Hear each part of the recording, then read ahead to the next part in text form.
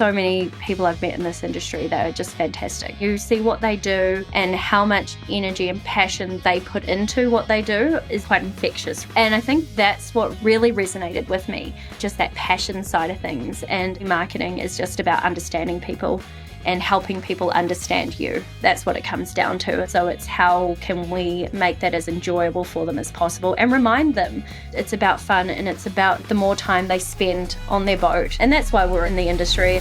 You're listening to the Rising Tidecast, the podcast for sharing the stories, the lessons, and all the good stuff from legends in the marine industry.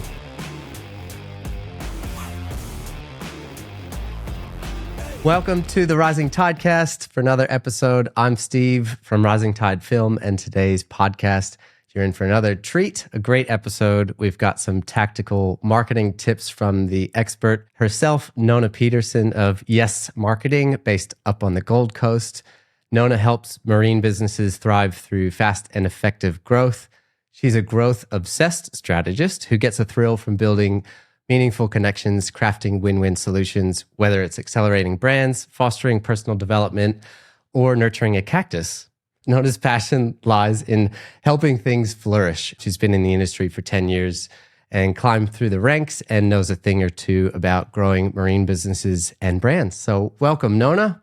It is great to be here. Thank you for having me, Steve, on the podcast. Very excited to kind of talk to a fellow marketer, storyteller, and, kind of just go through things that might help some people in the industry. I think the first thing that I need help with understanding, I could barely get through your intro, is cactus nurturing. How hard is it to nurture a cactus? There must be something hidden here, because from the outside perspective, it's a plant that grows in the desert. I don't have a huge green thumb, but I've definitely kept a few plants alive, but I didn't think cactuses were that hard. But apparently it's not so straightforward. Is that right? It can be. So I'm not very good at keeping plants alive. So I thought, what is something that I will be able to not kill, basically? And so I thought like cactus, succulents, something like that. I feel like they're very good. They're used to really tough conditions, used to like neglect. And so I decided I'll try grow those and did similar to what you did, Steve, of going, how hard could it be? Well, it turns out that they are very temperamental. You have to have the right type of soil with the right type of drainage. You have to understand the amount of sunlight that they like. But to me, I think they're so much more satisfying because once you do get them growing, they actually grow very fast, which is quite cool. So the more like love and work you put in, you see the results a lot quicker and faster. So definitely the trick is understanding, like getting to know, what will make this thing do what it's supposed to do. And you could probably take that into what we do in business. You and I both provide a service. We work with clients. It's one thing to say you could be this, you could be this big, beautiful cactus with all these arms and flowering. But unless you understand the right formula, what you need to do to nourish and, foster that growth, you're not really going to get anywhere very fast. And so I've adopted that kind of approach to business as well, is making sure that we understand what we're doing, we understand the needs, like what needs to happen, what are the goals, and then kind of form that bigger picture and then work backwards and go, okay, now how do we get there? And, what are the steps that we can take that we know will work or will most likely deliver results? We can't promise, success on every little thing, but if you can be as targeted and as focused and also monitoring it as you go, that's what works and that's what gets results. Giving it a lot of love, just like clients and cactuses. Love. What's the story behind Yessss and the S's in Yessss Marketing? I mean, again, we do marketing, so it's a lot about, the fluffy, good feeling stuff. That's what we want to get into. And that's hopefully what we provide our clients is the warm, fuzzy feeling of success, achieving your goals and doing better and just instilling that sense of pride. And we live for those, what we call those yes moments. Like, when something great happens, you're like, yes, the All Blacks won. Yes. So that's kind of our approach to how we work with our clients and how we do business. And the services that we provide are all to work towards those yes moments. And so essentially the way it is we effectively become your marketing team. We work with existing marketing teams or non-existent marketing teams, which, happens where you've got someone who's just wearing the marketing hat because no one else is there to do it. So we're very flexible with the way we work. But We have like graphic design, we've got digital marketing, we've got social media, we've got just general marketing admin assistance, just the little marketing tasks that, they just take up time, but they're really important to do. And then also marketing management and marketing directorship. So we can help with strategy, with planning, with running your communications, like all that sort of stuff. Where we draw the line is where it gets really technical or specialist. So as an example, we don't do website development. Like that is Right. The whole thing. a whole other thing. Same with proper video shoots. Like we can help with directing video stuff, but if it's like a proper video or content that needs to be done professionally, that's where we're working with people like you as an example to help. Because, we can do so much and we can do it, in a cost-effective way. But we always tell our clients, listen, if you've got a big project or we know that this is going to work better, that's when we're going to get someone in. We'll work with them and we'll help make sure that they've got everything that they need. So we kind of make it as easy as possible. And then afterwards, we look at how we can maximize the value out of it. So, okay, cool, we've got this fantastic marketing asset. What more can we do to get it out there and, get as much exposure as possible. So that's the way we kind of work. We're not going to do something just to tick a box. It has to have purpose and there has to be like reasoning behind it. And if someone believes that this is the right thing to do, we'll give it a go and we'll see if it's working and if it's getting results. And if it is, we'll go, yeah, let's lean more into this. Or we might pivot and find actually we're better off investing our time, resources, money into something else that would get better results. So we very much like to understand our clients and we become this growth partner. That's my side of the business, at least marketing. We do business development, so we help companies enter new markets. And then we also do have companies that we're working with that we lead up to an exit event or a liquidity event. We will work with them to get their company transaction ready. And we can even help find a potential buyer for that business. And when we've got clients on that pathway, that's when the marketing shifts from being about marketing a product or marketing a service. It's actually marketing the business. And what you're doing there is making the business attractive to someone to want to buy it as well. I think what you do really well, it sounds like, is you tick all the boxes for looking after the businesses that you do, and you're someone that's in their corner, a trusted advisor at the things that you know that you're great at and can help them with. And you also have the network then to reach out to the experts when you need to. And who wouldn't want that in their business, honestly? So I think it's a great thing. And I know you helped some great people in the industry too. How did you get your start in the industry? Like, take us back to when this all started for you. So my background growing up, I'm a country girl. So I grew up more on Not on the water. Not on the water. And so I'm originally from New Zealand, living in Auckland. So the water is never far from you when you live there. I think it's one of those places where you can go snowboarding in one day and the same day go surfing. Like, there's always coastline not far away. But yeah, I was a classic horse girl. One of those types. My dad, he had a little tinny that he used to go and he used to do duck shooting, and which wasn't actually killing many ducks. It was more just, I think, an excuse to go get drunk with his mates. But have some time to himself and with some friends. Exactly. Yeah. I didn't really know anything about boats, and like a little bit, I loved fishing and doing all that sort of stuff. But again, it wasn't a massive part of my life. I actually originally wanted to be a civil engineer. I really love design, structural design and things like that. So from a young age, I was going to be that. And then I finished school and I was about to go into university, and I realized that if you want to be a civil engineer, you kind of end up being a lollipop man for the first few years of that. And it's not as glamorous as I had pictured in my head. So I still went to university and I did a Bachelor of Business. And I just fell in love with it. People are like, oh, marketing, and they get so, complicated about it. But ultimately, marketing is just about understanding people and helping people understand you. That's what it comes down to. And that's what I was really interested in. And I found it quite fascinating. So I decided to major in marketing and management. Thought that'd be really good, a good degree to have, keep my options wide open. And as I was finishing my degree, I had to do an internship in order to graduate. And so I started my internship at the group who owns PropSpeed. And PropSpeed's a marine coating that goes on the propellers and underwater metal parts of a boat.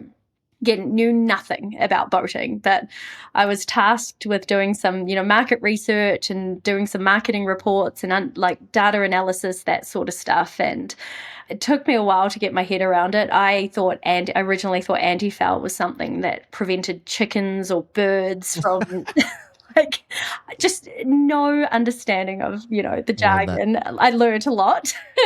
There was a lot of learnings and a lot of lessons. And to be fair, I finished that up and they said, hey, do you still want a job?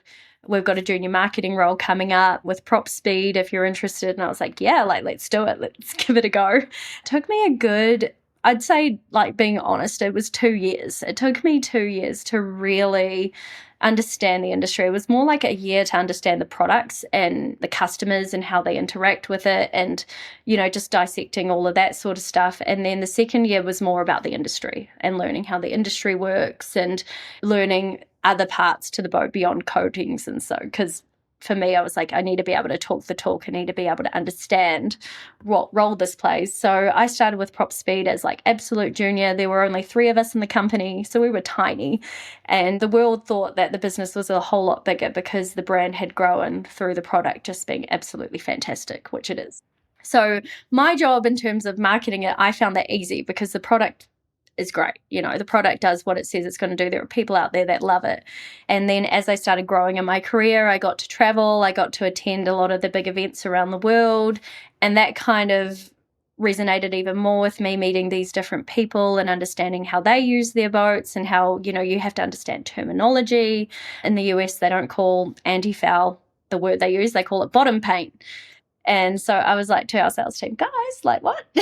Didn't tell me that this is a This thing. is important for marketing. Yeah. And they're like, oh, we just thought it was a cute Kiwi thing. And so those were some of the things that I really did enjoy learning and understanding. And as the business grew, I got to grow. So I became marketing manager.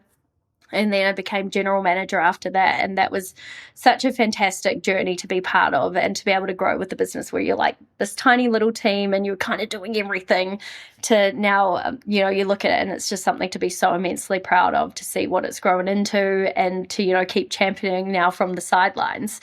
But that was how I like really fell in love with it. And it was just, our Prop Speed customers, meeting them around the world and understanding the impact that just a propeller coating has on their business. You wouldn't think that it could be so significant, but it does. And it just gives me all the warm and fuzzies. And that's, and then building the brand and sharing those stories and helping other people who didn't quite understand it and get it, bringing them along for the ride. That was just fantastic. And yeah, and then I kind of got to the point where I'm like, well, what's next? And I'd always wanted to run my own business. And I knew that I had a unique skill set in the marine industry. And so I thought, well, what if I made a business that I wish we had when we were growing? And there are so, as on that growth trajectory, there were so many times where it would have been really handy to have a company that we could work with just to get us through. Because I look back at the amount of money we wasted on, and it was wasted. It wasn't, invested. That was a waste, was on, agencies and different consultants. Some of them were fantastic. Those ones got so much value out of that. But a lot of them, they just didn't get marine. They didn't get the industry. They didn't understand the way it works. They didn't understand, the terminology, all that sort of stuff. And so what we realized was I was giving them all this information. They were just regurgitating it straight back to me with no changes. We were spending money and I was spending even more time doing it. And so I was like, I just wish there was someone out here who got boating, who understands it, who knows what to look for, how to get, the money shot if you're taking photos or videos. You're like, don't look at this stuff, this is what we're focusing on, and, all that sort of stuff. So that's where Yessss was born out of, was kind of my frustration over the years of being there's got to be someone out there that can do it, and then leveraging my skill set, my team's skill set to be able to make this a thing. And yeah, it's been fantastic. And I get to work with some pretty cool products and companies now, which is quite nice and diverse. But yeah, unlike traditional agencies, I don't want to be a company that's everything to everyone. I just want to have those core customers that genuinely want to grow. And that's the kind of the key thing, is if they're wanting to just kind of plateau and keep going, that's not really what we're about. That's not what gets us out of bed. It's okay, how can we transform it, take it to the next level, unlock potential and grow? I love hearing that and your vision for why you started the business, and also the fact that you were able to get in a small business from the ground and see the impact that you can have on them through the marketing that you were doing and the research. And you got, I think, of a bit of a taste of many kind of different aspects of that business as they were growing. That's a very cool, very unique experience, I think, for someone in the industry that then can take that and apply it to your business that you're in now. Stuff that you can't learn getting a degree, for sure. That experience is fantastic. What was it besides, I guess, that satisfaction that you got from helping Prop Speed grow and seeing that? But why stick with the marine industry? Your knowledge, you said you enjoyed it, but you didn't grow up on the water. I love the anti-foul chicken comment. Fantastic as well. Why did you decide to stick with the marine industry? Is this something that you knew so well by that stage, or what else drew you to it? Definitely the people in the industry. I'm a people person and I love, building those connections and those relationships. And so many people I've met in this industry that are just fantastic. They're great people. They're just fun in general, like just really good people in general. But then you see what they do and how much effort and energy and passion that they put into what they do is what really gets me. It's quite infectious, right? When you see these people that they love it. And the thing I also love about the marine industry is it's built on passion. You've got commercial and government, but on the whole, if you look at the recreational side of things, people go boating because they love it.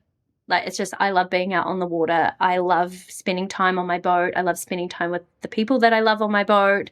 And I think that's what really resonated with me, was more just that passion side of things. And it's, it is a beautiful industry to work in. The boat shows are in beautiful locations around the world. And a lot of the times, the product, the end result is, it's just fantastic. And I think also knowing that every little product or service that is associated with that boat is respected, because it does make a difference. Like I say, something as simple as a propeller coating makes such a difference on people. And they just, you talk to them and their eyes light up and they love it. And when you talk to anyone about their boat, it's fantastic. The reality is when you're marketing or promoting a boat, you're competing for someone's time, their personal time where they're going to spend away. And for a lot of these people, they're very successful.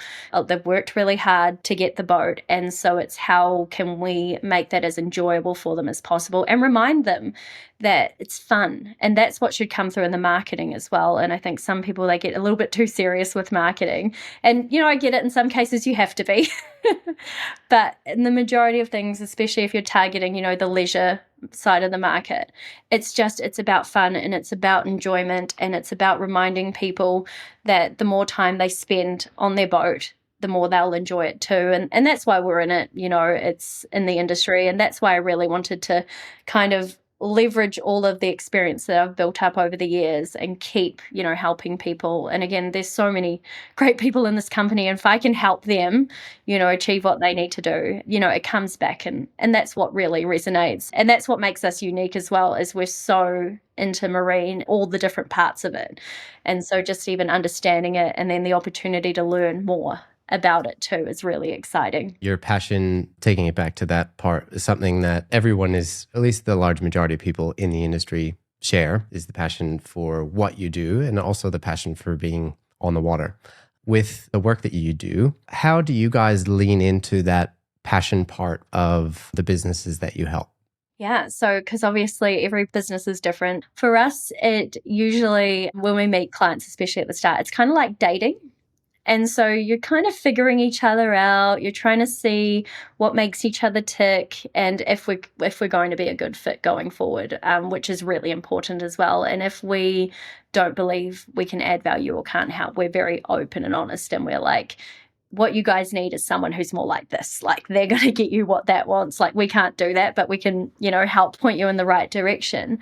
But it definitely comes down to just one, getting a really good understanding of their business really quick, and also who they are as well, especially if they're the owner operator, is just like understanding ultimately what is the big picture here? What does success look like for you? And that's the classic, where do you see yourself in 5 years? But I kind of ask that more on a personal level. especially if it is an owner operator or someone, in the business, because that to me really helps you go, okay, cool. They're wanting to actually, maybe untangle themselves from the business and be a little bit more work on the business rather than in it, versus you've got other guys, they're like, no, I want to slave away at it. And you're like, fantastic. Like, I can work with either, but I just need to understand what it is that you want out of it. And that's kind of where we start. And to be honest, on that journey, that's where we pick up if they're passionate about their business, if they do love it. And a lot of the time, some of them, they're just so stressed out and they're like, I'm done. I want this thing gone, like get it away from me. And even just that initial work that we do around strategy, big picture thinking, getting up in the helicopter, you see them start to fall in love with the business again. And it's so lovely to be part of that. And, and then you're a couple of months in and they go, oh my gosh, like I love my business again. I love what I'm doing. And it's because you've taken them out of the weeds and, you can't see beyond what's in front of you. And so that's what we help them do. And then it also helps trigger even more growth. They're like, let's see what else we could do. And they start working in their happy place again, which is really important. And we do remind them, we're like, why are you wasting your time on ordering uniforms or doing this? Or, like that is not where you add value to your business. And I get it. A lot of people run their businesses very lean, but we're like, listen, like the more value, like if you focus on the areas that only you can do that work or where you add the most value, then the whole business will come along for the ride and we'll be there to help make sure that everything's caught. So yeah, go back to that dating of we just kind of feel each other out, and if we see that we can actually help, then usually that passion comes in. But the first thing we do before we potentially talk to anyone is we will do an online research and make sure that it's a good product or a good service, because one of the big things is we need to be able to believe in that too. So if we go, okay, cool, like this is absolutely, what they're saying matches up what everyone else is saying, then there's something here. You kind of get like there's like a smell to it and you're like, there's something here in this business that's really interesting. Like we could do some really cool things. Yeah, the basis for every great business, like you can only do so much marketing to sell a crap product, right? And then it's going to be painful and it's going to continue on forever if you don't improve that and you don't have something special that works that people want. Also, helping owners refine the passion for their business, super gratifying. I say that because I do experience that occasionally as well, like in the pre-production process when we're going through and having that discovery call, especially in a brand film, which is all about like this, why you started the business, the founder's story, everything. Sometimes it just takes a reminder to help them see what it is that they love about the business and also the value that they bring and where that sits in their daily tasks and routines and stuff like that. But I think that's something that is a byproduct probably of what you do, but can be one of the more valuable things that you give to somebody. I think it's also a great way to connect people to the business and the people that work for them as well, because then they get to be a different person for that business with a reignited passion for it. Absolutely. I think on that point, and it's because you'll see this too, absolutely, is marketing. So many people see it as like it's just a division of the business. And what they don't realize is marketing should be, like great businesses especially, it should be entwined everywhere. Like operationally, in terms of your team and your company culture, you want people to work for you because they're proud to be part of the journey, right? Like that's ultimately what it's become. And in this day and age as well, people are so selective of the companies that they want to work with. They look for value matches, it's more than just I'm like clocking in, getting my money, clocking out type thing. And you look at all the great businesses that do wonderful things, their team are so on board and that, they feed off it and it's fantastic. And just taking that time to bring your team along for the ride, to share, that kind of that marketing activities that you're doing. And you would see that especially when you're doing your brand videos, is it should give you the warm and fuzzies. And the more you can have your team part of it to even see it and be involved, you've got their buy-in too. And it makes everything so much easier if everyone's kind of fizzing and resonating, on that same wavelength. It becomes infectious. And so, no matter what touch point someone has with your business, whether it's someone in operations or sales or, just finance side of things, having those positive interactions all builds towards your total brand story. And it just, it feels better as well. Ultimately, you spend a lot of time at work and you're always performing better if you're happier and you're excited. And that's the thing that for me, like, when you meet those clients that you're like, this is so cool. And they're just good humans. And you really want to help them. And we always go above and beyond and get in trouble with our CFO going, you guys spent way too much time on that. I'm like, yeah, but like it was so good and it was fun and it all worked out. And he's like, okay, but maybe you're a service provider now. Yeah. Billable hours went out the window. Yeah. Yeah.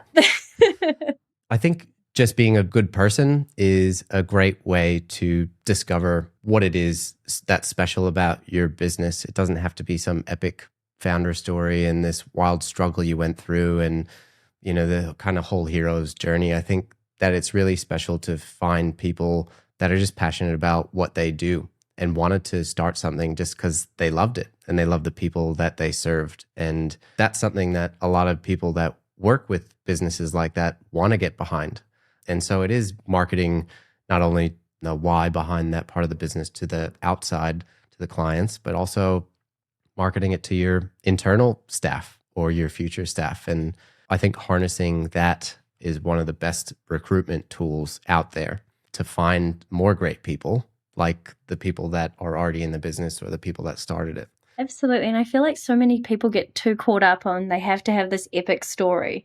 And we get it, like, in the industry, there are products that are just not sexy and they're never going to be sexy, but they are critical in the terms of, the boat building, business and that sort of stuff. And it's also just being like, that's okay. Like, just because this product can't be embellished in that sense, you can take a different approach. And again, if you, like you say, Steve, you focus on why and you go, well, why does this product exist? Well, it does this because of that. Like, this is ultimately what you get. And then this works and then that works. And it's just like, if you go back to that basic of the storytelling and not just being like, oh, these are the key features, like, I'll tick this. Yep. It does that. Like, that's absolutely fine. It's good to have the, the technical specifications. And I feel like there's been this shift of people have become really lazy with the way that they market products and sell them and describe them, of just going like, well, this is a product that, it's black, it does this and that. It's like, well, why does it even exist? Because let's just look at that and go, why does this exist? It exists to do this. And most of the times it exists because it fills a pain point, that's needs and wants and that sort of thing. And so if you even just look at it holistically in that approach, you can really you can start doing a good storytelling. You can tell a good story and it doesn't have to be this crazy, like, oh, there were dragons and everything was going on. No, it can be really simple. But I think it is important for people to understand and have that kind of center of like the sense of purpose, like what's the point in all of this? And, sometimes just framing yourself in that sense. And I say that to a lot of my clients where they'll send me something and we're like, we need to do something about this. And I'm like, okay, but what will this achieve? What's the purpose of it? And it's like, oh, I just really liked it. I'm like, okay. All right, well, we'll find a purpose for it if it fits. And if you can't find a purpose, then you shouldn't be doing it, right? Or, right. It's clearly not that important. Oh, starting with the end in mind is the first thing that we always do. It's great to be in an industry, I think, too, where there's so much fantastic content out there and ideas and things that you see that you want to do.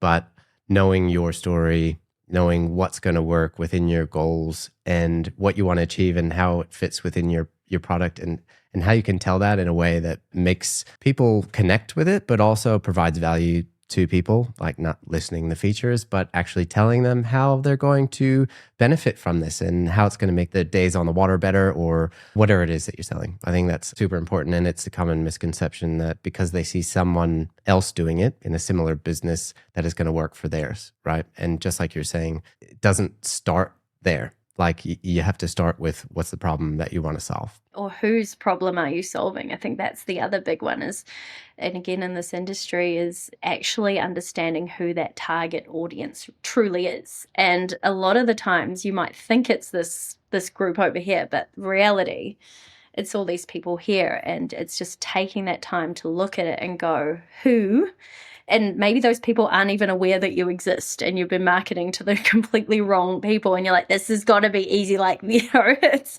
got to be easier. And it's sometimes you have to look at it and go, well, maybe I'm just talking to the wrong people, and going like, who actually is the person that's going to buy this? Who's the purchase decision maker in this process? And we know in this industry, it varies depending on the vessel type, the vessel size. As you're getting to bigger vessels, it's not the owner. The owner could not care less. It's the captain or it's the head engineer. And it's like understanding who it is that you need to convince. You have the peripheral stuff that, the owner might go, yeah, that's fantastic. But like ultimately, if the captain doesn't approve, it's not going to go on the boat, And so it's just understanding who is it. And one of the things I've found throughout my career was a lot of people, you talk to them and you say, so who's, like, just curiosity, who are your target audience? And they describe this target audience and you realize they've actually just described a unicorn, and it's who they would love to sell to. They've described their perfect customer. And I'm like, there's probably like 5 of them out there. Maybe if you're really lucky. And it's like, it's really nice to have your ideal customer, but the reality is you have to find the people that are willing to want to buy it, to spend that money, and targeting them and giving them what they need to make the decision easy as possible. It's a great way to think about it, because I think a lot of people get into business like you just want to do business with people like you that you can connect with, but you're certainly going to be limited in who you can do business with. What's a big misconception that people have about what you do or marketing in the marine industry? The classic, marketing's black magic. And you guys just do all the stuff and hope that one of those things works. And to be fair, it's not like a full misconception. And to be fair, there are probably people out there that do that. They just like, we'll just see something will stick and hopefully something will work. But it's definitely so much more than just, like we're doing this and we're doing that. So that's like, and good marketing is being really targeted and really focused, and that you don't have to be here, and here. It's just, if you pick a couple of things and you do them really well and you own it, that's how you grow a brand. So that's definitely one of the, like, and I think it's just they don't understand marketing in a whole. There's so many avenues and things like that. And then the second one that I get is, how hard can it be? Until you do it, until you have your own cactus, you'll understand. Yeah. And I think, once people do experience that or try it on their own, right, and then look for someone, the marine industry, marketing wise, being a little bit behind in future planning for a lot of campaigns, definitely on like how much effort and money and budget people are putting towards their marketing, to see that. And I think that's largely probably due to people not experiencing what a really well thought out, well planned strategy looks like for a campaign, for a product launch or a boat show or whatever it is, and in enough time in advance that it's actually moving the needle for them.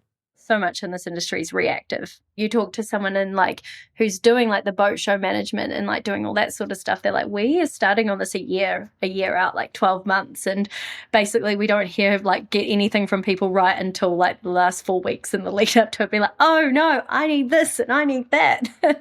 A lot of people don't understand the amount of work that goes into shifting yourself. It doesn't happen overnight. There's so many things that you have to get in place so that you can get into the space of being more proactive and going, okay, cool, this is what the next 12 months look like, and we have a rolling 3 months after that. So we're always looking ahead, and we're looking to see how we can capitalize and maximize value out of these marketing things that we're doing. And the other thing I find is just kind of going back to what you're saying is, I think there's this expectation, especially in the industry, that marketing is free, or it's, and they see brands and they're like, well, I can do what they're doing and I can do that. So make me like them. And I'm like, what you guys don't understand is they've got, $1 million marketing budget. There's a lot of money to do that sort of stuff. And, you can get some things free and you can pull some strings and you can focus on those sorts of things. But the reality is if you want to be one of those brands, you have to invest in marketing. And a lot of those companies, if you look at it, they are definitely more marketing led than sales led. Their whole priority is looking to how do we maximize the total value of the business. And if we do this, yeah, we'll get sales, but also this means that we'll also do this and we'll get access to that, and, thinking bigger picture. And that's definitely something I notice, especially in our industry, is there's just, it's very ad hoc, it's very reactive, which, that does have some value. Like, you don't want to be too rigid in case you miss an opportunity, but just, we all know when the boat shows are coming on, they're the same time every year, and yet always in the lead up to it, it is chaos. I think I've got 3 phone calls this week that say, Steve, what's your availability like next week? Yeah. Not available. Not much. Or I wish Not I could much help you. well. I think to that point, like, it does pay to be organized and have that, but they don't always have the capacity to do it. So when you do have resources available and you make the commitment to hire someone, like yourself, that can help them with that plan and strategy, I think that's a great thing. So when you do speak to businesses and you hear from them, what's one of the biggest problems or the most common things that you hear that marine businesses are struggling with right now? Like 12 months ago, there's so much going on. We're too busy to even get help. We're just so busy. That was definitely at 12 to 18 months ago. Everyone was busy. There's lots going on. And now we're seeing, I kind of call it like we're in the hangover of COVID. So we're no longer in these crazy like demand times. Everything's starting to settle down again. And so now it's dealing with the hangover. And when we talk to especially new clients or people that we're potentially just, may engage with, a lot of them, they've gone, okay, the tap's kind of turned off right now. There's a lot of uncertainty. They're not sure what to do. And so a lot of them are just looking for guidance and confidence, I think, and someone to go, have you been through this before? And while everyone else is tightening up and pulling it all in, that's when the companies that, if you've got the funds and the resources to do it, that's when you go harder, because you can get a lot more for a lot cheaper because no one else is doing it. You're not competing in that sense. But also if you invest in your innovation and technology and that sort of thing, then when you come out of it, you're ahead of everyone else. But definitely what I'm seeing right now is there's a lot of people that just aren't sure. They're looking to tighten up potentially, or they're using this opportunity to grow. And so they've gone, cool, we've calmed down. I have some breathing space. I'm still trying to make sure everything's right, but I want to make sure that we get through this and, that we've got this, we can keep growing and how we can do that. And so that tends to be what we're seeing with a lot of businesses. And yeah, their major problem, I think now, is just going, okay, it's that crazy demand isn't here anymore. Everything's slowing down. So what can I do now to, one, make sure I get through this and when it's uncertain, but 2, how can I come out better and ahead of everyone else? And that's exciting. There's definitely no one that we've talked to that's going, the world's ending and it's like, this is it, I'm going to throw the towel in. I think everyone's got this, like, they want to get through it and they're looking at their options of how, and that's where you say, okay, well, this is where marketing definitely comes in, because you can do a lot of that without having to, spend money on traveling and, doing all those things and hoping that it eventuates into something, versus you can spend a little bit of money on some little marketing campaigns here and there. And as I say, like, it's a lot cheaper, because I don't know if anyone else is getting it, but you're getting hassled by, media publications saying advertising and, so you can kind of negotiate a little bit more, which is really nice.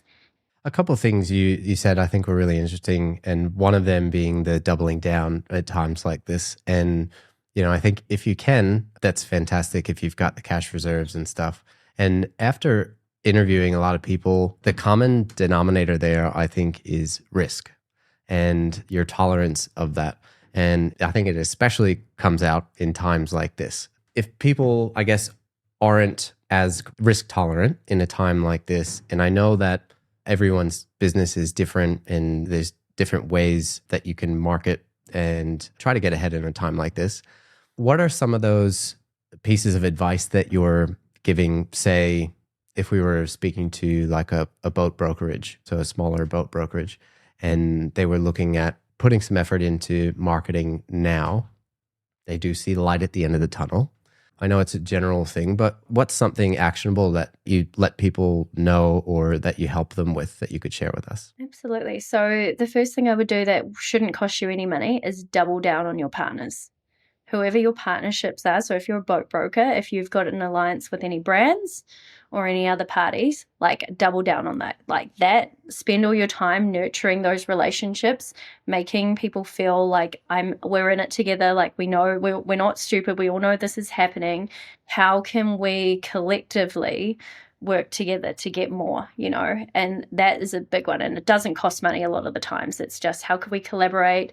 What could we do? Maybe, we could do some YouTube videos together or some social posts, like sharing some tips and tricks, go down the thought leadership route, to try, and there are still people out there spending money, so it's how do we get them to spend their money with us rather than someone else. And so number one, I would look for partners. I'd look for other partners that are on that, like, we're the same, we want to get through this. Who can we work together with that, they've got synergies, and how we can kind of market to each other's audiences. There's benefits here, like, making sure it's mutually beneficial. But that's definitely one of the ways you can do. The other thing you can do is, it costs more money, but it is definitely just that activity and just getting yourself out there, promoting yourself, whether you're going to buy some merchandise and go on the road and, go hand out some stuff, or, do those sorts of things, little freebies. People love free stuff, like, honestly. As long as it's good free stuff. That's one of my things I always tell my clients. I'm like, I don't want you going and getting cheap, nasty hats from China that no one's going to wear and you're putting your brand on it, because then your hat's just going to sit in the corner and never been touched. I'm like, spend the money, buy the $20 cap, only buy 10 of them, don't care. But, you put them on the right heads and people wear them. Yeah. That's cheap advertising, in my opinion. 100%. Yeah. But spend the money, get the quality, exactly. And give them to the people that matter. That's exactly it. And so and I think it's just, the other thing I'd tell them is just be more focused, but also with intent. So be way more intentional with what you're going to do. So if you're going to do something, just pick that one thing and go all in with it, like own it, like that is your thing that you're doing, because people will see it. You'll get so much more, rather than doing lots of little things here and there, just like finding that one thing that you're going to do and you're like, this is what we're going to do right now. And it might not work, monitor it. You'll be like, oh, that wasn't the best one. You might need a pivot, but you'll get that feedback pretty quick. Like, people will say, they're like, Matt, you're like, what? No, that's no. But otherwise, they kind of get that sort of thing. So that would be kind of my feedback now for people that want to do those sorts of things. And then also being aware of who your competitors are, and knowing that they will be in the same, position that you're in. And if they're really cutting back, and that's when you're listening, keeping an eye out. If they're cutting back, that's when you go in even further. Even if, you could say the market's down 20%, but there's still 80% left of that market out there. And so stop stressing about the market being down, focus on the ones that are still spending money and how you can make sure they pick you over someone else. And a lot of the times it's just maximizing value. And I go back to those partnerships and those sorts of things, is collectively you can do a lot more. What my partner Chris always says, he's like, during recessions and times like this where there's a lot of economic uncertainty and the economy's down, this is when you see the really great companies come together. And they form these partnerships. And then on the other side, both of them have come out fantastic. And everyone else is like, oh no, what about us? And so, it's kind of one of those little things. It's great insight to looking outside of what's normal, what you'd think, oh, we just got to make more of the same that we've been doing. I think it's also probably really valuable to look into the passion and the why part of the business now, because maybe you rediscover something that you didn't think was that important before, but now maybe you have the time to do it, although it doesn't seem like that's what you should be doing. I think the direct sale kind of stuff doesn't always work at times like this. It's more about, how maybe focus on how to build the brand and the partnerships, like you're saying. I think that's a great place to start. It's really hard, and it's times like these, people really do need to have a good look at the business, and you'll start to see, when everything's busy and there's a lot going on, a lot of the underlying issues can get masked by just the busyness, and you've still got the income and everything coming in. And when it gets really quiet, it is a great opportunity to really look and kind of reevaluate different areas of your business. And you go, well, actually, it could be a product. You're like, that product we actually don't sell any of that. Like, and it's costing us this much to make. And you kind of go, well, maybe we just shouldn't be doing that, or we'll park it, and being brave to be able to say, no, we're not going to do that anymore. I think that's probably one of the hardest things, especially for business owners or leaders in a company, is to say, we're not going to do that anymore. Sorry, no. And it's not until the financial pressures really start setting in where you're like, I need to pay salaries, I need to do this, I need to do that. I mean, that's what keeps me up at night as a business owner, is like always I'm like, how do I make sure that my team's salaries get paid? I've always been like that, even in any of my leadership roles. I'm like, how do I make sure that my team is good? Because I know if they're doing everything they need, then I can, focus on the parts that I need to do to make it happen. And so it's really like looking at your business and going, what are the things that are going to make money? What are the things that are costing us money? And are there things that are kind of sitting there in the middle that could be elevated and we could open up, a new market? Looking to diversify into a new market is a fantastic idea. This is what we told our clients last year when they were saying, we know something's going to happen, we don't know what. And we were like, okay, well, you've got two options. One is diversify with product, or two is diversify with a different market. So we're either entering a new market or you've got a new product that you're launching.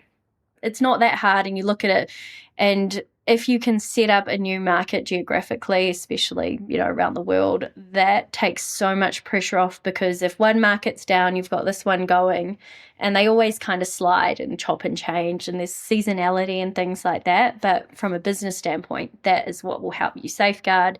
And so you might go, okay, cool, right now, New Zealand and Australia are really quiet. The US is quiet, but it's still going along. And so how could we potentially enter the US market? Or is there an opportunity in Asia or the Middle East or Europe? Like, is there some low-hanging fruit that we could go in? And again, my recommendation is not go, we're taking on America. Do not do that unless you have a lot of money.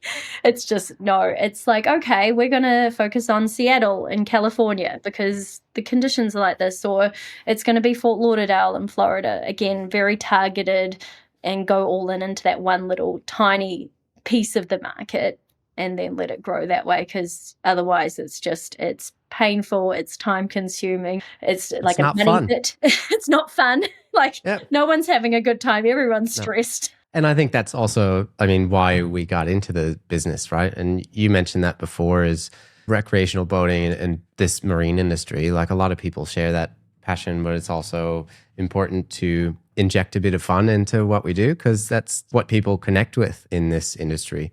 Something that's really important too is finding the balance between running the business and being serious, and then injecting a bit of fun into the marketing, like you were saying before too, because people make decisions based on their emotions and how you make them feel.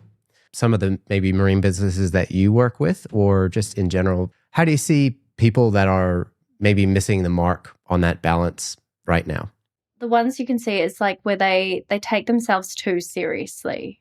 And so and it's almost like they alienate themselves, and they're like, we're over here and we're this. And then what happens is people go, well, I don't enjoy, like, my interactions with you haven't been great. I don't want to work with you. And it travels, like, that word travels, especially in our industry. If someone's looking to make a big purchase, they're going to ask around. And they're going to talk to their friends and go, have you ever used this product or this service? And like, are they good people? Are they, this and that? And if people don't say much, then they go, okay. Yeah, reputation precedes you for sure. Absolutely. And so if you make it really hard for people to do business with you as well, and so it's like looking not only at the customer journey, but also any kind of key stakeholder journey and the way they interact with your business. It's like, I've seen it so many times where I just want to buy your product. I just want to buy this. Like, let me buy it. And they make you jump through so many hoops. And you're like, can I just pick up the phone and talk to someone then? And you pick up the phone and then they're painful. And you're just like, what? And then the worst is, like, you might talk to someone in the business or who knows them, and they're like, oh yeah, we know, we're hard to do business with. And it's just like, you guys know it too. And they're like, yeah, but it's just so broken, we don't know how to fix it. So we're just keep doing what doesn't work. Yeah, I think that's like, one of those things. And they tend to be businesses that just get so big. I find it's either businesses that are just, they've gotten so big and they've grown and they don't know how to be a big company anymore. And they don't have, processes or things in place. And everything's like on fire and it's constantly like you're putting fires out. And so you've got that. And then you've got other companies maybe that don't want to invest in more resources. And so they're so busy and they've got so much on and so much opportunity. And they've got people knocking on their door being like, we'd love to do this with you and we'd love to do that with you. But they're like, it's just, it might be one or two people, like they're a very small team and they're not wanting to put anyone else on. Or they have and they've been burnt. And so they're like, no. And so those are kind of like, I find those two are the ones that like, yeah, it's quite interesting. And again, every single business is different. Like they're so different and you get it. And even, these people in there, they're just like, we know it's hard, it's difficult and it needs to be easier, but we don't know how to make it easier. I heard the other day, I think it was Steve Jobs said it in one of his meetings. It's like, what did you say no to this week? And looking for the juicy things. So having that focus and that commitment, if it is the product that you're selling or the opportunity that you want to say no to because it doesn't line up with exactly where you want to go or what you want to be known for, that helps a lot in the customer service side of things, but also the marketing, right? In being able to understand what it is that you want to promote because you're just laser focused on doing the best job that you can at that one thing and not getting distracted by all the other shiny things. We did talk about like being able to expand in a time like this, but I think having that focus, I think rewards at the end of that are outsized as compared to trying to do all the things and put little effort into many buckets. Completely agree. And it can be hard. It's really hard to say no to things, especially when you do get times when, like in your business, where you're like, we need to make more money. We need to do this. We've got to pay the bills. And so you get so tempted to want to try everything, and you have to be very like strict in terms of like, no, this is what we're doing. And this kind of goes back to what we're saying around, this is why you have your strategic plan. You have your strategic pillars of, no, this is what we're doing. This is absolutely what we're doing. We put that in place at Prop Speed as we grew, because when you're a little team, you know what's going on and you're all aligned. But as you grow, it defrags and gets murkier. And then suddenly one person is like, well, we're going this way. And everyone's like, well, no, we're going that way. And and you didn't even realize that you had that issue till someone kind of puts a spotlight on and goes, well, when you get up in the morning, are you turning left or are you turning right? And then someone's like, no, I go the way, whichever kind of, I'm like, yeah, that sounds good today. And the other is like, no, we're going right. And then you've got the other people go, no, we're left. And it's just, it's chaos. And you can see that's, and if you can capture, like, stop that before it becomes way too problematic, that's a great thing. And then it's just getting crystal clear on, okay, we need to be here. We need to hit this target. How do we get there? These are the core things that we're going to focus on. Like, if we have these things in place, we will get there. And it's not one or the other, it's all of them, because, there's never a silver bullet. You have to factor in, especially in businesses, you have to factor in, can my operations handle it? If we get this growth, what are we doing to make sure we've got quality control or all those sorts of things in place? And, what is marketing doing? What is sales doing? And just making sure everyone is completely aligned. And that was what really helped us transform the company, of getting that absolute clarity. So no matter what anyone in the business, no matter where they were in the world, they knew exactly what the business was doing and then what role they played in achieving that. And it was, it's, I think so many people have like, oh, we had to do a strategic plan and we got this, but then they just file it away and then they never look at it again. And, if someone asks, they're like, oh, here it is. Here it is. Oh, yeah, that's right. That's what we're doing. And so the other thing is actually holding yourself accountable to it and putting kind of structures in place to make sure. And it's simple. Like when we did that, I printed out and laminated the strategic plan on a page and put it on everyone's desk. I was like, right in front of you. We've got it here. We had it everywhere visually, so everyone knew.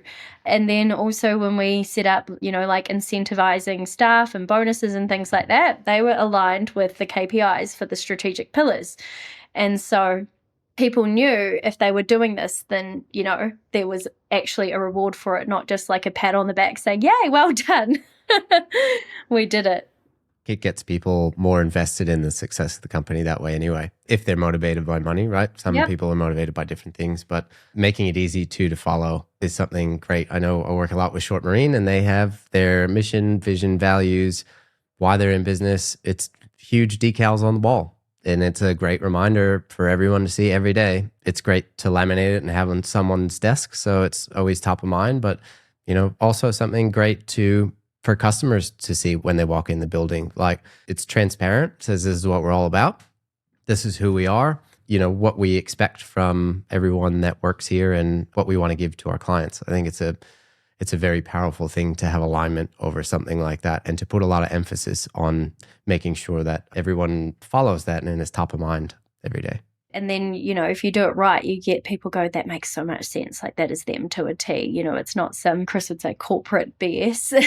It's like, oh, look, we ticked a box into this on the wall. It's like, no, they live and breathe it. And it makes everything so much easier in the long run. And it filters through your marketing. It filters through all sorts of different things when you've got everyone living by that kind of ethos. And I think it adds to the story of your company too. I think story is a big thing of what I do, as you know, and a lot of what you do as well. So I'm curious, how have you seen the use of storytelling in content or different ways build a successful marine brand? In particular, I think the connection that people have grown between the brand and their customers.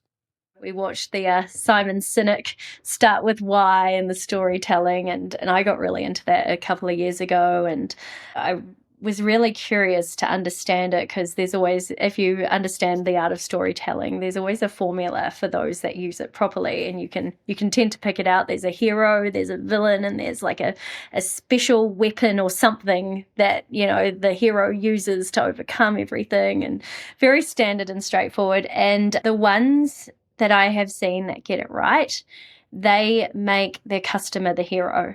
And the ones that get it wrong, they make themselves the hero. So they're like, me, I'm the hero, look at me. And what they don't realize is it's not hitting the way it should. And it's still, again, you're not reading a book, and it comes through different other avenues like video. But if you look at it and you think about how that made you feel afterwards, you're like, oh, wow, like this is like a, wow, impressive company. Do I want to buy any of their stuff? I don't really care for it, maybe, like, because I know a bit about them. But the ones that make the customer the hero, I'm like, I don't even need this product, but I want it. Like, I want that so badly right now. And that's the difference in having proper like storytelling and putting thought into it and understanding like what ultimately do we want to get out of it. And there's different businesses, but ultimately it's sale. You want to convert someone. And so it's making sure when they put the customer as the hero, their product is the special weapon that they use to overcome the challenges. And then you, as the person communicating, or the company, you should be the wise old man that says, go this way, like the fairy godmother. Obi-Wan. Yes. And they're the examples where I've seen it. And you can tell you've had that happen to you, because if you ever watch, I'm one of those weirdos that loves watching ads now, especially good ones. And like, if you've got that warm, fuzzy feeling afterwards, and you've like have the sense of urgency of like, I need to buy this either for myself or for someone I know, that's when storytelling has absolutely it's done its job on you. And it's memorable. Absolutely. Yeah. You tell people about it. That's when you're like, my work here is done. People remember how you make them feel. Absolutely. And story is the best way to connect emotionally to somebody and, change their day and make them remember you for the things that you want to be remembered for. I think one of the biggest shifts for people is to understand that they aren't the hero of the story. They are the guide. And that hero's journey framework that you were talking about is super easy to follow. And it can be in so many parts of your marketing. It's not just the one story for the company. You can tell every story that you want to. You sell everything, the service, the product, why you should come here, because you're focusing on the customer, like we were talking about in the beginning of the conversation, and their problem and what it is that they're looking for. It is a product or service, but that's only part of it. They're looking to feel a different way. And I mean, for all of our clients, I know this resonates, and it's probably a lot of people in the marine, like companies in the marine industry, but a lot of the times your product isn't something that people just go out and buy. A lot of the times there's a lot of thought that gets put into the purchase decision-making process. You know, they've got to do their research. They have to find if it's a part for their boat, they have to know, is it going to fit for my boat? Like that sort of stuff. And most do a pretty good job of going like, yep, this product's perfect for this, this, and this. But what it really comes down to is how do you make yourself memorable so that when the time comes, when they go, oh, I need a new engine for my boat, something's just happened, and like, oh, who do I want to think of? They're going to think of the brand that resonates the most to them. And so if you can make that impact, you know, in lots of tiny ways, till that moment where they suddenly have like the sense of urgency or the need becomes like, I can't use the boat anymore, the engine's like buggered. So yeah, it's time. It's time. And so it's like, this is why we do the marketing. And this is what I say to my clients is we need to have consistent communication. So we're always, you know, we're active, we're helping people understand like, we're still here, we're still here. And you build up that fan base, and it's good to have that fan base. And while they may not be buying today, the time may come, and it may be in 12 months, it may be in a couple months, it might be in a year or 3 years. We have one of our clients who said, he's like, he messaged us saying, finally is my time. He's like, I've been following your social pages for 5 years. I love your product. I'm always liking everything. And he goes, I finally have the opportunity to buy a new boat, and I can buy like this. And he was just so excited. And we're like, this is why you do what you do. Like, this is why we do it, because there are absolutely potential customers sitting there, and it's just not, now is not the time. But if you can use your marketing and your messaging to help build that loyalty even before they're a customer, then when that moment comes, they don't even like consider anyone else. They're like, I don't care how much it costs. I want one of these because I've had my heart set on it. And that's fantastic when you can do that sort of thing. Decisions already made. Like, it's wonderful to be able to have so many touch points to be able to tell your story over that time. So when the time comes, it's not a sell. It's not a sale at all. It's just helping someone get what they already want. But I think that relates a lot to brand and people's perception of brand. And while brand is a huge topic that we could dive into, just touching on, if you were to summarize it in 2 sentences or a sentence, what is brand? I have an idea, but I'm curious from your side what it is. To me, brand is, in essence, who you are. Because like it could be a company, you've got your personal brand. But to me, a brand is kind of like who you are as a whole. Like, you know, that to me is what a brand is. My perception of it is also how you make people feel when they see or experience what it is that you do. Completely agree. I was going to kind of go to, you said it a lot better than me. I was trying to find the words, but it was like, it's who you are and it's how people perceive you. Yeah, it's more about that perception, and it's like, you know, that's all part of it. And because if you think of brands in a sense of, I think luxury brands are a really easy one to pick because, you know, you'll take Louis Vuitton. They've done a very good job of protecting their brand as an example, and they're the only sellers of their products to maintain that control of their brand. And the way their brand is if you look at the product itself, the cost, you know, they're still high quality products and they're good, but the majority of what you are paying is not for the cost of the product. It is purely to be able to have that brand. And when you look at that, it's like, well, then why do people spend that money? For some, it's status, it's ego, it makes you feel good. So there's the emotional part to it of like, oh, like I've done this, I've worked really hard, like, you know, I can enjoy this thing. What it really does also come back to is that community. And humans, you know, we focus on community as a species. And so people are always looking for a sense of belonging and to find where they belong. And really good brands provide people that.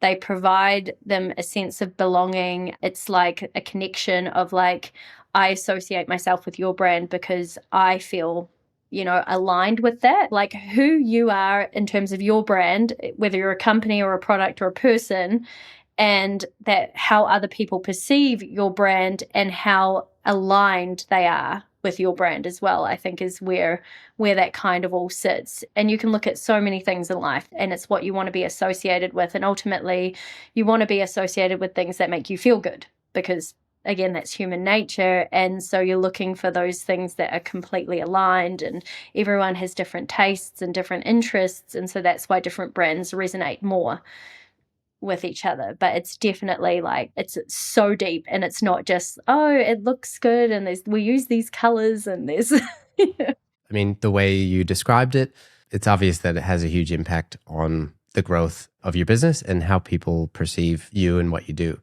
So if someone in the marine industry was maybe in their first couple of years, what's a couple things they could focus on to really start building their brand? Perfect. So number one, which is what we tell people, is don't wrap the brand around yourself. You see it all the time where it's, their last name Inc. or Pty Limited or something like that. We're not saying there's anything wrong with it, but it makes it really hard. If you want to be active in that business and you want to wrap it around, you go for it. Like, do it. And if you've got a great last name, also like do it. But if you don't want to be like everything of that company, then don't, and think about that. Like, it's, I think, kind of stepping back is like, ultimately, what does success look like when you're doing this and you're starting out? What is the goal? Are you wanting to build a legacy business for your family? Then absolutely put your name on it, wave that flag, instill those family values into the brand. If you're looking for something that you either want to grow and maybe sell or have an employee buyout or something like that, if you're eventually looking for a liquidity event or an exit, then you need to have that in mind when you're initially building that brand. And we had one of our good friends, Luke McCall, he's Zeal Marinas. We had a chat to him, and he was going to use his initials. And we're like, no, don't. We're like, unless you want it to just be you, if you're going to do this, we highly recommend picking a name that isn't anything to do with you, but still fits with what you want. And that's where Zeal Marinas came out of. And he was like, that was honestly the best decision we made. Thank you for that advice, because I don't want to be everything wrapped around me. And you can look, a great example is like a lot of solicitors and lawyers, when they start their own practice, they put their name on it because that's what you do. And then when it comes to retire, they're like, I kind of want to sell this, but my name's on the door. How do I get as much value out of this when I'm not part of it? Those are all things to consider, and it can be quite hard when you're at the start of your journey. So always go into it of like, what's the end game? Once you've got that, that'll definitely help. And then the second thing is, when you're building your brand, is to think about your values and what type of business you want it to be, because that will have an impact on the brand look, feel, tone of voice, who you are, how you present yourself, what the narrative is. It's really important to have that clarity, especially when you're starting out, because it's a lot easier to set it there and to take that time to have it, kind of spend that time there now. Because if you do something and then a few years down the track you go, oh, that's really not who we are or where I want to go. And, we get things happen. And the other thing, if you're starting out, I always say, do a quick trademark search. Like, just make sure that you can use that brand. Because there are so many examples out there. I think in Australia, Hungry Jack's is a perfect example of Burger King, wanting to enter the Australian market, and they couldn't because the name was taken. And again, there's lots more examples of that. But whatever brand you pick, make sure it's available. I think that's great advice. And I think I'll add one, because I'm on this journey now with Rising Tide just being pretty new, but have built a good reputation, I think, so far. And that's, I think, due to putting your flag in the sand and saying, I want to be known for this. Like realizing or understanding what it is that, number one, is going to make you happy, and number two, that people pay money for to keep you in business and people value, and solving that problem, and then saying, okay, well, within that problem, this is where I want to be. Do I want to be like cheap and do this for a million people and like make it more of a commodity, I guess? Or do I want to be at the premium side of things? And then what are my actions to do once I have that flag in the sand? Like, what do I need to do to get there? And it's nice to have that North Star, I think. Having that clarity of who you are and who you want to be seen as, where do you sit in the marketplace? Absolutely, for your brand. Because if you if you establish yourself as like, I'm going to like make it super premium, and then your product isn't premium, then, you've got that kind of like, everyone's kind of confused by it. And so it's just like, this is who I am, like, and being very structured with it. And then, hopefully commercializing it, which is the other big thing of, okay, it's also a business. We need to make money. And I guess maybe one tip for a business that's been in the game for a while that has just realized, hey, brand's probably something we should look more into. The first thing I would say to existing companies is get clarity on what is your most valuable brand. So, you might have a product brand that has a lot more brand equity than, say, your company brand, because the product is what's been out in the marketplace. And so that's what people resonate with. And a great way to test that one is when you walk in a room, do they go, hey, you're the product guy, or hey, you're the company name guy? It's a really quick, easy way to go, oh, okay, everyone knows that brand unless this one. And so identifying what brand holds the most equity is where I would say number one. And then number two is, again, going back to what is the end game? Like, what does success look like? Where do you want to be? Because that would dictate how you should structure your brand and how everything else should interact. I can absolutely use the example of PropSpeed. We were formerly known as OceanMax. It was a company that's been around. OceanMax was the company. PropSpeed was the product. We had a vision to be, a coatings company or to provide a variety of solutions, and we were going down that path. But when you're going down that path, you also need to be aware of the amount of resource that you need to invest in to grow, this other brand. Like growing two brands, it's double the investment, or you could put everything into that one brand and grow it much faster and exponentially. We decided to pivot, and we did that test of everyone. When you walk in the room, it's PropSpeed, and you're like, oh no, I'm from OceanMax, and everyone's like, who's that? I don't understand. And you're like, and that actually just helped all of us as well, because you were no longer being like trying to explain it, and people were just like, PropSpeed's the best. And so understanding what brand the market loves more, like that's ultimately it. And then if you wanted to build a legacy business, that's where you could absolutely start transferring some across to the other brand to build it up. Or if you're like, actually, we want to see where this brand goes, is just pulling all into that. And then what's your time frame? And if you're wanting a quick one, then the recommendation is you put everything into that, that core brand and grow it more.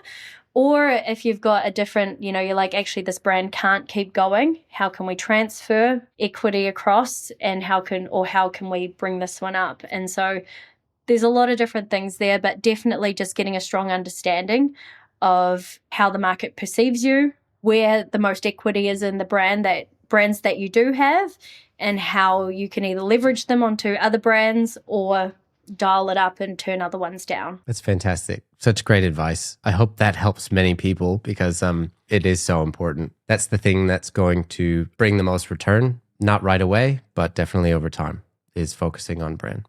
Last little section, Nona, some rapid fire questions for you. All right. Favorite place to go boating? I have to say Waiheke Island in New Zealand. It is so beautiful.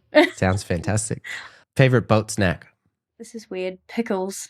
I love a pickle. Big fan. Best piece of boating advice you've ever received? Watch where your hands and feet are, and don't stand on ropes. True. Top 3 must-haves for a day out on the water? Sunblock. High SPF, 50 plus sunblock. 2, a hat. Again, I'm like really strict on on sun protection. A hat. I think a hat's just always, they're always a good idea. And then alcohol, booze. It's got to be a good time. Yep, the elixir. What's one thing you wish more people knew about boating? Just how inviting it can be as a community. You would be surprised if you wanted to get into boating and you wanted to get into sailing. You could just literally walk the docks in a marina and be like, hey, can I come out one day? And they're like, yes, come on board. Like, people are they're so lovely. So absolutely, it's just like how, friendly people are, and just put yourself out there, and they're always looking for crew, especially yachties. If you could create one new rule for boating, what would it be? Boats should have like a warrant of fitness or some kind of annual maintenance check, just for boat safety. Super important. What's the most common request you get from clients? How do I go viral? Yeah. That black magic stuff. Yeah, the black magic stuff. And then the second one was, can you make me look good? As long as you can make me look good, I don't care. I'm like, we can make you look good. What is a benefit of the industry that people don't know about? The networking connections you can make. People forget that people that are into boats, they usually are very successful, powerful people, and they know other people. And so that network, like take the time, work the room, meet the people. It's worth it. Great advice. What's your one day after boat show must go to routine? Oh, sleep, sleeping, massage, everything on do not disturb. And you just tell everyone, don't talk to me for 24 hours so I can collapse and not talk to people. Just sit in silence and just reflect on life. Yeah. Speaking of boat shows, they are notorious for attendees asking some, let's say, very interesting questions. What's a question that stands out to you that's kind of raised the eyebrows? Oh, of course, it's from Florida, Fort Lauderdale Boat Show. And it was prop speed. And this man comes up to me and goes, so what else can I paint this? Like, what else can I paint with this? And I'm like, just the metal parts underneath the boat, just those. He goes, what if I like painted someone's body? And I'm like, no, don't do that. It's a chemical. Like, don't. They're like, oh, okay. Well, what if I painted a wetsuit? And I was like, why? And he was just like, I feel like this would be really cool and slippery, and I'd get some really, like, he was clearly into diving and being underwater, and he was trying to figure out how he could. I was just like, no, don't try paint yourself in marine paint. It's not good. And don't come back to us when you do. This is your disclaimer. Just don't. Just don't. You were not sign a customer. Here. Yeah. Clearly. Oh, wow. Yeah. And last one, what's something, a fact most people don't know about you besides your ability to keep a cactus alive? I mean, I tell people, but it usually comes out left field. I spent 7 years playing the flute. That's fantastic. Yep. And that was purely so that my parents would let me learn how to play the guitar. I never thought the flute would be a gateway instrument, but I'm glad that you got. Did you succeed at that? I did, and as soon as I got my guitar, that flute was like, bye. Yeah, that's awesome. Nona, that was fantastic. How would you like to leave us today? My favorite words of wisdom. It's a little bit cheeky, but it's something that I like to live by. Don't be a can't. Okay. I like it. With the accent, people are going to be real confused. Yep, but so I like it even more. That's fair. The things you can get away with in New Zealand. I like it. For me, it's like, it's all about attitude, right? And it's like, if you have that mindset and that attitude to get shit done, then you will. And if you are a can't person, we can't do this, we can't do that, then, you're not really going to get anywhere, and that's not a growth mindset. Yeah, I love it. Don't be a can't. Yes. Say yes to the things, all the things. Exactly. That was awesome. Huge thank you to Nona today for making it happen. And you can find Nona online on all the platforms at yessss.to.growth. So yes to growth. And we are at Rising Tide Film on all the platforms. Please subscribe where you heard or saw this, and let me know what you enjoyed about the conversation so I can know what you'd love to hear on the next one, and leave a comment. Thanks again, Nona, and we'll catch you on the next one.